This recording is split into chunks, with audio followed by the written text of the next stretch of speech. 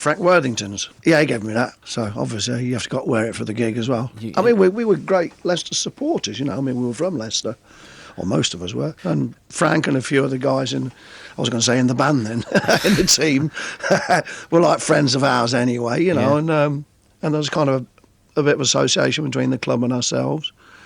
And so, Frank, we had a few nights out together. He donated the shirt to me. And I went on stage, yeah, sure. I remember seeing you in that shirt. I've still got the shirt, actually. Have you? I'll tell you what, just about fit my cat. I can't believe how small it is. Tell us how Family came about then. Really, it was more like John Whitney's band. There was John Whitney, the guys in that photograph you're talking about, Harry Overall, who was the drummer, another bass player, I'm afraid, unfortunately his name escapes me, and Jimmy King, and that was a quartet. And then Rick Gretchen and I, we had our own band in Leicester, as a Leicester band, and we split, whatever, and then the Freeners, as John's band was called then, they asked Rick to join them, and then kind of a few months later they asked me to join as well, and it sort of became Family then, you know.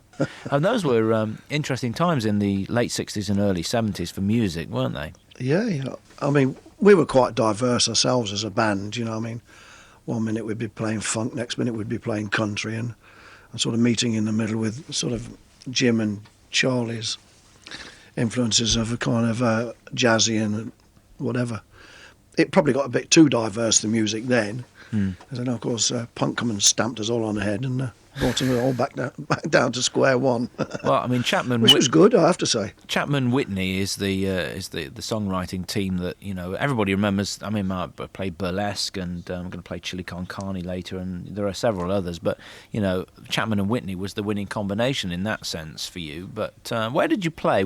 Any old haunts that you did gigs in the early days in Leicester? I suppose the one that really springs to mind is actually the club called Burlesque, and then there was the old Rondo. I mean, I don't know what these probably don't exist anymore. No, they don't, no.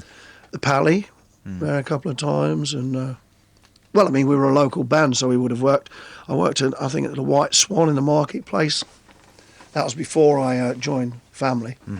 Myself and my first band when I was about 17, 18 at the White Swan. And then obviously Family really took off and you had considerable success. So what happened in the end to the band, and why did you split in the end? Basically, I mean, we'd been kind of successful for about 5 years, you know, and we were kind of just sort of doing the rounds in a way. We didn't seem to move any further. We couldn't kind of get into the States.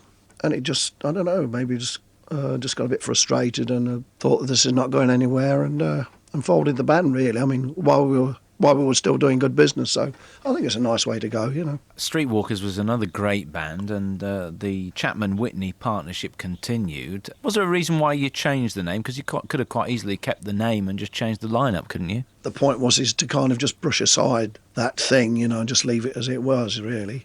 I mean, we had no plans when Family finished. People asked us, I just thought, we just thought, well, that's it, end of the story.